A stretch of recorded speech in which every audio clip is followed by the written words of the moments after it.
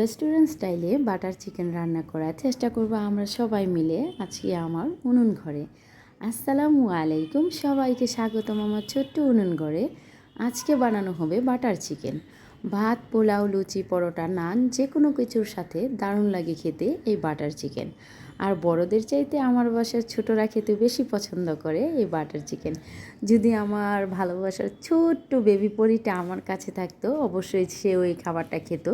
কারণ আমি একবার যখন আমার বেবির বাসায় গিয়ে এই বাটার চিকেনটা বানিয়েছিলাম, আমার বেবি আর ওই আমার বাচ্চাগুলো মিলে খুব মারামারি লেগেছিল বাটার চিকেনটা। কারণ যখন দুপুরে ওরা খেয়েছিল, রাতের ভিতর অল্প হয়ে গিয়েছে, তাই ওরা মানে ভাগাভাগি নিয়ে একটু মন কষাকষি হয়েছিল।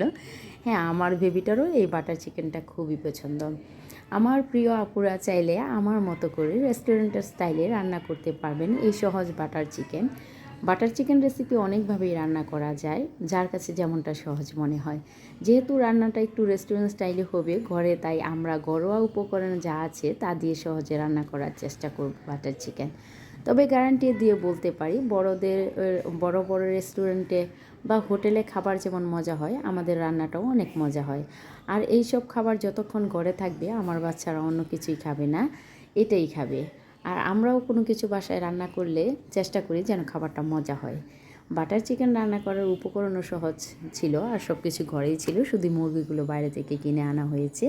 তো মুরগিগুলো প্রথমে আম্মু হাড্ডি থেকে ছাড়িয়েও শুধু মাংসগুলো নিয়েছে এবং কিউব করে কেটে নিয়েছে। তারপরে এগুলো ধুয়ে পরিষ্কার করে হালকা মশলা দিয়ে মাখিয়ে রেখেছে। তারপর আধা ঘন্টা পরে আম্মু মাংসগুলো বাটার দিয়ে এগুলো ভেজে নিয়েছে হালকা পরিমাণে, কিন্তু শক্ত করে নেই, কিন্তু মাংসটা সিদ্ধ হয়ে গিয়েছে। পরে আম্মু এর মাঝে আবার কড়াইয়ের মাঝে অনেকগুলো কুচি করা পেঁয়াজ দিয়ে দিয়েছে, আদা রসুন বাটা দিয়েছে আর বাটার দিয়েছে সাথে। এর মাঝে গরম মশলা দিয়েছে, জিরার গুঁড়া দিয়েছে। তারপরে এটা খুব সুন্দর করে রান্না করেছে। অনেকে টমেটো দেয়, যেহেতু আমাদের বাসায় টমেটো ছিল, কিন্তু সিজন ছাড়া টমেটোগুলো এত টেস্ট না, কিন্তু আমাদের ঘরে বানানো ছিল আম্মুর হাতে করা সস। যেহেতু লাস্টে এটা সসের কাজই লাগে, তো আম্মু একবারে টমেটোর বদলে আম্মু সস দিয়ে দিয়েছে ঘরে বানানো। ওই সসগুলো দেওয়ার পরে আম্মুর মনে হয়েছে যে আর একটু বাটার দিতে হবে, একটু টক দই দিতে হবে, তো আম্মু আবার টক দই দিয়েছে, বাটার দিয়েছে। তো এই ঝেলিটা বানানোর পরে ফ্যানের বাতাসে ঠান্ডা করে ব্লেন্ডার করে একদম পেস্ট করে নেওয়া হয়েছে, যেহেতু এটা মাংসের মাঝে দিবে।